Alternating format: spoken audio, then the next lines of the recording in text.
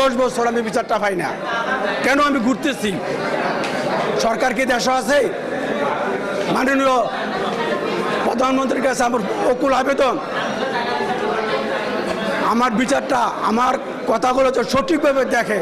না আমি সাক্ষাৎ দিতে চাই মাননীয় প্রধানমন্ত্রীর কাছে, অতি দ্রুত সাক্ষাৎ আমার জন্য। আমি তো চাই যে ক্যান্টনমেন্টে মারছে মেয়েটা, আর কে মারবো? আপনি মারছেন গিয়া? ক্যান্টনমেন্টের ভিতরে একটা ফিফড়া ঢুকতে পারে? কে মারলো?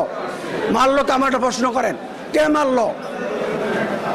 এত ডিজিএফআই, এত এফআই, এত এনএসআই, ওরা গেল কোথায়? ওরা ধরেন, ওরা মারছে।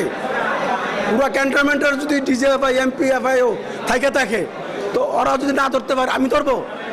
এগুলো বলে লাভ নাই। আল্লাহ বিচার করব।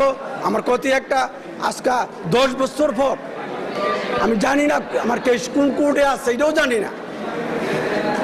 যারা মারছে 16 সালে তারার বিচার চাই আমি। আর সব আর্মিরা আমার মেয়েরা মারছে না তো, সব আর্মিরা আমার মেয়েরা মারছে না। যারা ছিল সার্জেন্ট জাহিদকে এখনো কোর্টে আনেই নাই। আচ্ছা 10 বছর হইল। সিপাহী জাহিদ এখনো কোর্টে আনেই নাই। কমান্ডারের বউ, জিউসুর বউ, আমি ডাইরেক্ট বলি, কমান্ডারের বউ আর জিউসুর বউ মারছে আমার মেয়েরে। আমার বলছে যে বাবা তারা আমার ও খুব ইয়া করে হ্যাস্ত করে, ওদের কথা শুনতো, ওরা যা বলে তা শুনতো। আমার মেয়ে তা শুনে নাই, এদিকে মেরে ফেলছে। সার্জেন্ট জাহিদ, সিপাহী জাহিদ, তারা অ্যারেস্ট করলে, তারা ধরলে বলতে পারবো কে মারছে। তো মাননীয় প্রধানমন্ত্রীর কাছে আমি ওই বিচারটা চাই, সঠিক বিচারটা যে আমার করে। আমার বিচারটা হয় নাই, আজ 10 বছর আমার বিচারটা করে নাই। কোনো আইনের সংস্থায় আমি পাই নাই, কোনো আইন আমাকে সহযোগিতা করে নাই। এমনি তো হয়রানি করতেই আছে, আমাদের হয়রানি করে। যে আজকে আসছে এখানে, এখনও তো কত সেনাবাহিনী লুকাচ্ছে, এটা আমি ভয় করি না। আল্লাহ ছাড়া কারোর ভয় করি না।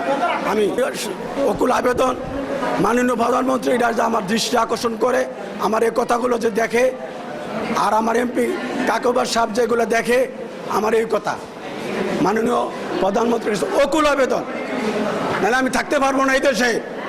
আমার উচ্ছেদ করে দিব, আমি থাকতে পারবো না। আমি কই থাকবো? আমার মেয়েও মারছে, সব আমার সব গেছে।